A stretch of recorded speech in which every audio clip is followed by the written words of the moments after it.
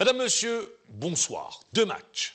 Une défaite contre la Guinée, une victoire au forceps contre le Sénégal sur le score d'1-0.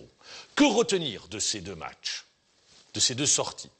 On l'a vu sur un retour au stade du 5 juillet, qui a fait qu'il y a eu une pression, il faut le dire, un manque de sérénité qui s'est installé dans le groupe Algérie. Pour débriefer ces 2 rencontres, et notamment le match d'hier contre le Sénégal, et cette victoire au forceps sur le score d'1-0, un entraîneur qui a le recul nécessaire, Mourad Wardi, bonsoir.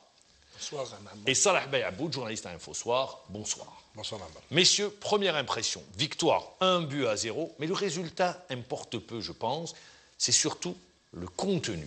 Alors, qu'est-ce que vous retenez? Si on n'avait pas gagné Maman, on aurait titré autrement. Qu'est-ce que vous aurez titré? Nullissime, par exemple. Maintenant, ce but, cette victoire est venue un peu atténuée, mais on reste sur notre fin.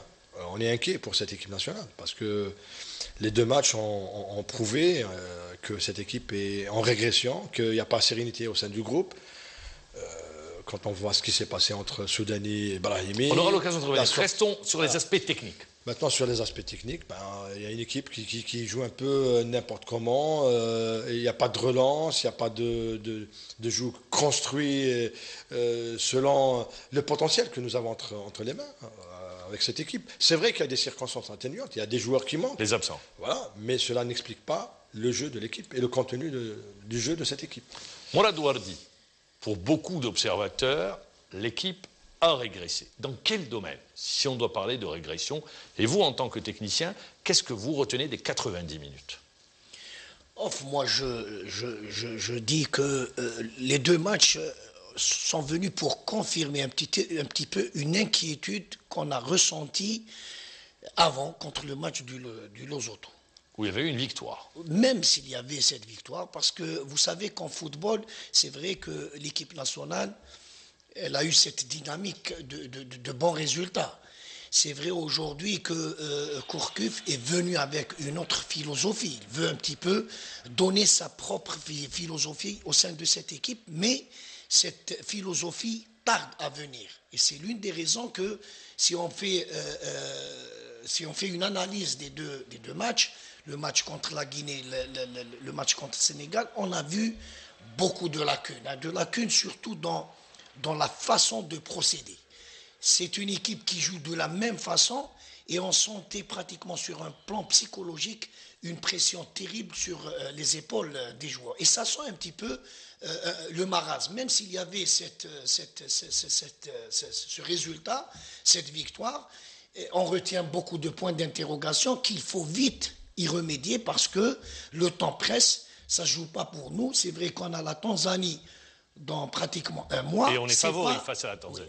On est favori face à la Tanzanie. Oui, on est favori. Mais ensuite, avec qui l'Algérie va... C'est la deuxième phase. Oui. Pour le match d'hier, les 2 arrières d'aile ont été changés. L'axe central avec Belkaroui titularisé d'entrée. Il y avait également l'avant de pointe qui a été changé puisque Bounjah a été titularisé d'entrée. Voilà les changements intervenus dans l'équipe pour cette deuxième sortie des Verts.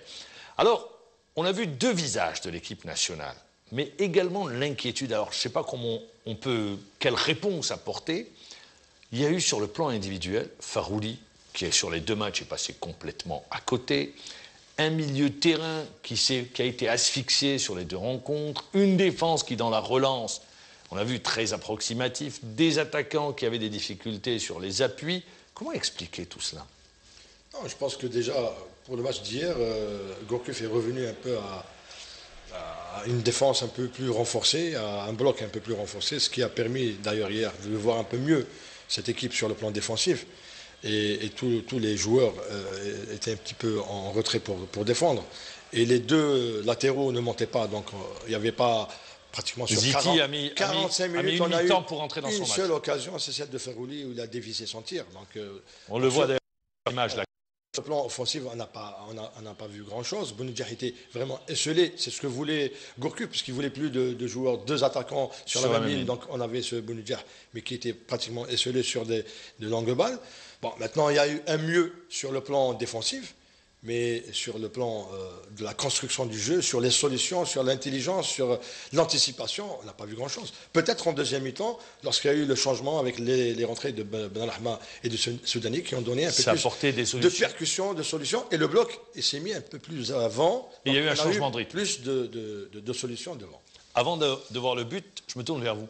C'est vrai, avant l'entrée des 3 joueurs qu'a cité Salah Aboud, on a eu des difficultés à casser les lignes adverses, à jouer dans l'intervalle, à passer entre les lignes, la construction à droite pour balancer à gauche. On a eu des difficultés à ce niveau-là. Parce que le Sénégal a bien joué le jeu. Ils ont bien fermé les espaces? Oui, surtout en première mi-temps. Ils ont procédé avec un pressing haut et ils n'ont pas laissé pratiquement les joueurs de derrière de voir et de lire convenablement le jeu. Donc c'est l'une des raisons qu'on n'a pas eu assez d'occasions. Au match de la Guinée où il y avait pratiquement une défense qui donnait de la dimension à l'aspect offensif, mais derrière on a vu beaucoup d'inquiétudes et beaucoup d'espace qui ont laissé. C'est l'une des raisons que la Guinée a su profiter de ces espaces donnés par des interventions de défenseurs sur un plan offensif. Hier, contre le Sénégal, pratiquement Gourcuff est revenu avec une défense plus renforcée. D'ailleurs, on n'a pas vu assez les 2 milieux récupérateurs donner du temps sur le plan offensif. La sortie du ballon posait problème. Oui, il y avait beaucoup de problèmes pour faire sortir le ballon, surtout sur ce plan. Je voudrais rester avec vous également. On a vu également à un moment donné, dans son 4-4-2, les 2 milieux excentrés en possession de balle devaient rentrer à l'intérieur du jeu pour libérer les espaces aux 2 arrières d'aile. Or, ça ne s'est pas fait. Ça n'a jamais été le cas. Et c'est vrai que, quelque part, on n'a pas bien vu les 2 latéraux. On les a vus sur un plan défensif, mais sur un plan du tonus offensif, ils sont restés là. Même les 2 défenseurs centraux, parce que je dis que Gourcuff a donné des consignes fermes. C'est-à-dire qu'il y avait la peur de mal faire, dans la mesure où on est à la recherche d'une solidité défensive. Et la solidité défensive, elle ne vient pas avec le nombre, elle vient avec l'efficacité des joueurs qui la renferment. Donc c'est l'une des raisons qu'il n'y avait pas cette osmose défense-attaque, attaque-défense, et les 2 joueurs excentrés n'ont pas eu la possibilité de jouer dans la profondeur en essayant de mettre plus en difficulté l'axe central sénégalais, et c'est l'une des raisons, comme il l'a si bien dit Aboud, Boudjer pratiquement l'a pas isolé complètement l'attaque. Allez, on va revenir maintenant au but algérien, inscrit à la 81e minute de jeu. Comment ce but est arrivé? Avec Mesloub qui va récupérer ce ballon, on le revoit sur cette action, Brahimi qui va pénétrer dans la surface. D'abord, il y a un échange. Il y a un échange.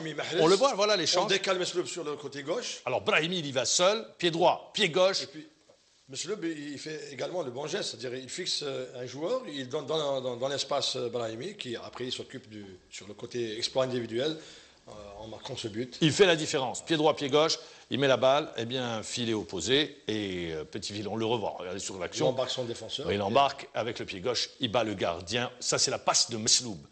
Super passe également, il arrive à fixer, vous l'avez dit. Ça, c'est le jeu algérien, Mohamed. Ça, c'est le jeu algérien.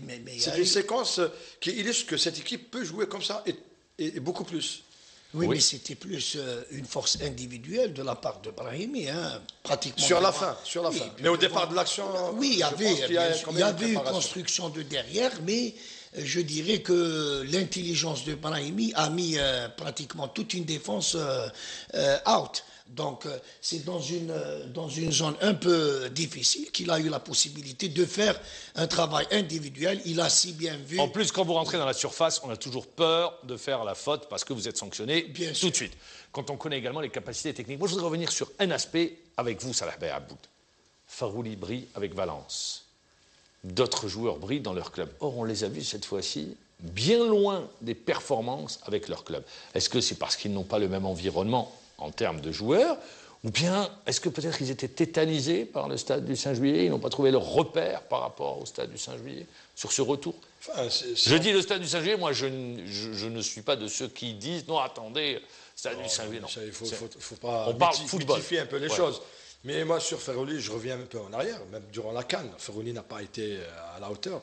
Il n'arrive pas à s'exprimer. Je ne sais pas, il y a peut-être un problème, Ferrouli, en équipe nationale. Quand vous dites problème, je parle football, sur le plan footballistique. Alors, Est-ce que c'est... Il a le même rôle qu'à Valence, il est excentré. Oui, mais on ne joue pas de la même manière en équipe nationale qu'à Valence. Et puis, il y a un problème aussi de leadership dans cette équipe. Regardez, le jeu Ferrouli, on le revoit. Là, il va complètement s'enfermer, il y a 4 joueurs, il n'arrive pas à trouver la bonne solution, il ne prend pas la bonne décision. Une nouvelle fois, sur cette action, elle est automatique. Il a raté tout ce qu'il a entrepris. À Valence, il joue dans un club, dans une équipe qui travaille toute la semaine, qui est là toute la saison, donc il y a les automatismes. Il sait le faire. En équipe nationale, il perd ses repères. D'ailleurs, on a vu plein de passes inutiles. Il a été sifflé à la fin du match. Ben voilà, quand il est sorti. Est-ce que Ferrouli n'est pas placé dans le bon rôle? C'est peut-être la question qui se pose. Or Ferrouli, le même Ferrouli était mieux à l'époque de Vaïd Alizic. Je m'excuse de revenir toujours pour avoir un peu une espèce de Encore, comparaison. on va le revoir Ferrouli. Regardez, sur cette action, il y va seul, il cherche, on lui donne le ballon dans de bonnes conditions, il va le recevoir dans de bonnes conditions. Bon, il a manqué, il lui a toujours manqué la bonne décision. Sa frappe complètement ratée, il glisse au dernier moment, il dévisse sur cette action. Donc c'est pour vous dire, hein, Ferrouli, sur ces 2 matchs, on le voit sur plusieurs actions, il a tout raté, sur les 2 matchs. Oui, peut-être qu'il est en baisse de forme, mais ce qui est sûr, la force de frappe de Ferrouli, c'est cette puissance d'aller... on ne l'a pas vu. Oui, on ne l'a pas vu parce que quelque part, il n'a pas eu beaucoup d'espace. Hein. C'est une équipe nationale qui pratiquement, elle joue avec des passes courtes, mais quand ils sont devant des situations, et surtout il lui faut beaucoup d'espace. À Valence, ils le mettent dans des conditions où il a plus d'espace. C'est quelqu'un qui va de derrière, qui va en force et qui, au final, il se retrouve dans des situations idéales pour pratiquement donner beaucoup de balles et on l'a vu dans beaucoup de matchs. Aujourd'hui, on ne peut pas dire que Ferrouli, c'est pas un bon joueur. Non, loin de là, pas du tout. Je parle de ces 2 matchs. Je dirais peut-être qu'on ne lui a pas donné encore un rôle qui peut le remplir convenablement en fonction de ses capacités. Il est leader, capitaine d'équipe. En principe, il devrait être pleinement épanoui. On ne l'a pas senti sur ces 2 matchs. On sent que Gourcuff veut lui donner cette responsabilité, mais est-ce qu'il est prêt à l'assumer? Est-ce qu'il est prêt à assumer, à être le leader sur le terrain? Ça, il a du mal à le faire. Allez, on va rester cette fois-ci avec les réactions des joueurs. À la fin du match, on débute avec Mahrez, qui revient sur les 2 sorties des Verts et sur ce match contre le Sénégal. Mahrez, on va la voir à l'image, sur sa déclaration à la fin sur la réaction des joueurs. En attendant Mahrez, moi je voudrais revenir. Voilà, c'est bon, c'est parti. On a gagné contre une très bonne équipe du Sénégal parce que Sénégal, c'est pas tout le monde qui peut les battre. Et voilà, on a été solide, on a montré à tout le monde que, voilà, que le match de la Guinée c'était une erreur et voilà, on a gagné et tout le monde est content. Toujours été bien, c'est juste que voilà, avec les gens qui parlent et tout, ça nous énerve pas, mais ça, voilà quoi.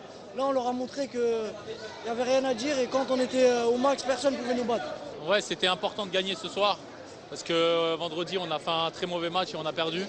Donc ce soir, on a montré des belles choses, on est resté soudés. Même si le public par moment n'était pas content, je les comprends, mais voilà, on s'est bien battu pour le groupe, pour le coach. Et alhamdoulilah, on a gagné ce match-là face à une très très bonne équipe. Ça a été difficile parce que voilà, c'est une grande gabarit, une très bonne équipe. Mais ensuite, on a réussi à trouver certaines combinaisons et beaucoup plus d'espace en seconde mi-temps, ce qui nous a permis de déployer notre jeu et je pense que c'est une victoire méritée. On n'a pas été nuls et on a su garder le ballon et se concentrer, on ramène la victoire. Eh bien voilà, il y a des déclarations, il y a des mots importants. Oui, c'est clair. On a battu une grande équipe du Sénégal. C'est vrai que c'était une grande équipe du Sénégal. La deuxième des choses, on a gagné, on a retrouvé de la confiance, mais on a joué pour le groupe, pour le coach. C'est-à-dire que bon, le groupe est derrière l'entraîneur à travers les propos des joueurs. Non, mais on sent que... Il y a de la fébrilité? Non, l'équipe, elle est sous pression, hein, quelque part, parce qu'ils ont répondu tout de suite. Ils n'ont pas répondu sur un plan technique ni tactique. Ils ont parlé de la force de cette équipe sénégalaise, mais tout de suite, ils sont allés parler sur notre plan, c'est-à-dire on a montré aujourd'hui que... Donc, quelque part... on sentait dans le match... Il y a une pression négative. Il y a de la nervosité. Oui, beaucoup de pression négative. Maintenant, c'est vrai que l'entraîneur doit évacuer tout ça. Hein. Ils savent pertinemment que chez nous, c'est pas facile d'être là et ensuite retomber de si haut. Je dirais que quelque part, les joueurs ont senti pratiquement la réaction un petit peu du public. Donc, vous dites un petit peu, elle était très forte, celle du public. Moi, je dirais un petit peu parce que... Vous l'atténuez, mais elle était très forte. Non, je dirais un petit peu parce qu'ils n'ont pas encore entendu plus fort que ça. Donc, à eux de comprendre quelque part que le nom de Vaïd a été scandé, mais il faut replacer les choses dans leur contexte. Rappelez qu'après la Coupe du Monde, Vaïd, le président de la République lui avait demandé de rester. Poliment, il avait décliné l'invitation. Oui, mais le problème, Ammar, n'est pas là. C'est-à-dire le public ne se trompe pas. Il est mécontent du jeu de son équipe. Donc, il titille, il provoque, il fait rappeler au sélectionneur que celui qui était avant toi, il faisait mieux. Ou du moins, l'équipe... Le contenu était bien meilleur. Était mieux, voilà. Donc, c'est une façon de provoquer. Et apparemment, M. Gourcuff, il est un peu sur les nerfs. Merci, messieurs. Pour vous me permettez d'avancer, on va retrouver Christian Gourcuff. Alors, c'est un Christian Gourcuff qu'on n'a pas reconnu. Bien loin de l'entraîneur qui donnait une image d'un homme serein, d'un homme calme. Hier, il y a eu un pétage de plomb en conférence de presse. Morceau choisi. Moi, je vais vous dire quelque chose. C'est que je découvre un autre pays, je découvre un autre environnement. Et je dis que la sérénité ici, ah oui, ça évidemment, c'est difficile. C'est difficile. Parce que alors après, faut pas s'étonner que les joueurs soient nerveux, que tout le monde soit nerveux. Mais on ne peut pas manipuler l'opinion comme je le vois. C'est impossible. C'est impossible. C'est pas le problème de ma personne. Moi, je serai dans un mois, je serai loin, et ce ne sera pas le problème. Je dirais que le football en Algérie a besoin de sérénité, justement. Ça, c'est votre appréciation, hein. Moi, je suis satisfait de ce qu'ont fait les joueurs. Enfin, c'est une très bonne équipe. Il n'y a pas de problème. Au niveau de l'organisation, c'était parfait. Et à connaître notre équipe, est-ce que ça a marché à l'époque? Je sais pas, changer de lunettes. Hein, changer de lunettes. Parce que moi, je suis très content de la prestation de l'équipe. Donc, on n'est pas d'accord. Apparemment, vous êtes le seul que vous êtes content de la prestation de nos joueurs, de l'équipe. Alors on l'a vu, pétage de plomb de Christian Gourcuff. C'est un homme sous pression, c'est un homme qui est arrivé en conférence de presse avec une absence de sérénité totale. Est-ce que vous percevez de la même manière? Vous avez la même impression? Mais est-ce que c'est nous les journalistes peut-être qui en rajoutons?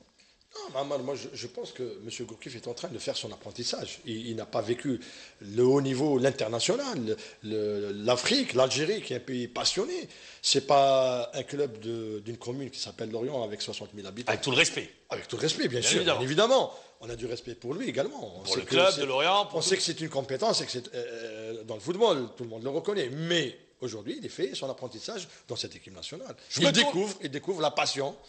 Je me tourne. Il découvre la pression. Et la pression, avec. Justement. La passion, il l'a. Passion, on jongle souvent la pression. Je me tourne vers Mourad Ouardi, le technicien que vous êtes. 60 000, il y avait hier 60 000 sur la fin du match. Supporters au stade du 5 juillet. Il y a tout cet engouement, la pression médiatique. Je pense que peut-être Gourcuff n'était pas préparé à ça. Oui, contrairement à ce qu'on disait. Avant qu'il prenne les rênes. Non, ça on le savait. Oui. Ça on le savait qu'il n'était pas. Parce que quand vous regardez le CV, vous savez très bien qu'il n'est pas préparé à ça. Mais maintenant il va s'habituer. Hein. Je dirais que même les supporters sont revenus à de meilleurs sentiments. Une fois que l'équipe a commencé à donner un peu d'ardeur et de fraîcheur dans le jeu, je dirais qu'il y avait une réaction positive par la suite. Oui, mais il va comprendre un petit peu. Il parle de manipulation d'opinion. Oui, c'est-à-dire pour lui. Il faut qu'il comprenne, Mamar, que l'Algérie n'est jamais un fleuve tranquille. Même en Coupe du Monde, on a eu des critiques. Agité, après le match contre la Belgique, il y a eu des critiques. Et Vaïd est revenu à autre chose. Ah, Vaïd aussi, hein, voilà. Il était sous pression. Lui, il sait gérer cette pression. Gourcuff, un peu moins. Donc, il faut qu'il s'habitue. Vaïd l'a géré dans l'adversité. Exactement. Lui, il n'arrive pas à trouver un peu il n'a pas connu un peu de déboire. Il n'a pas connu de défaite. Hein. Il est venu dans une dynamique. Donc, c'est l'une des raisons qu'on n'a pas connu un petit peu l'homme. L'homme, on l'a connu hier dans la conférence de presse, surtout en s'attaquant directement aux journalistes, en lui demandant de changer ses lunettes. Ça, c'était pas une maladroit. C'était trop maladroit. Je dirais, il est là pour répondre aux questions. Maintenant, sortir un petit peu du champ d'une conférence de presse, je dirais que c'est pas bon de la part d'un entraîneur que tout le monde a respecte jusqu'à maintenant. Maintenant, il y avait beaucoup de fioritures dans les deux matchs. il y a de l'inquiétude, c'est tout à fait normal que les journalistes posent des questions un petit peu pertinentes. À lui de savoir comment sortir de... Messieurs, est-ce que vous pensez aujourd'hui que peut-être Gourcuff doit adapter son système de jeu au potentiel qu'il a entre les mains et ne pas s'entêter sur le 4-4-2 qu'il veut mettre en place?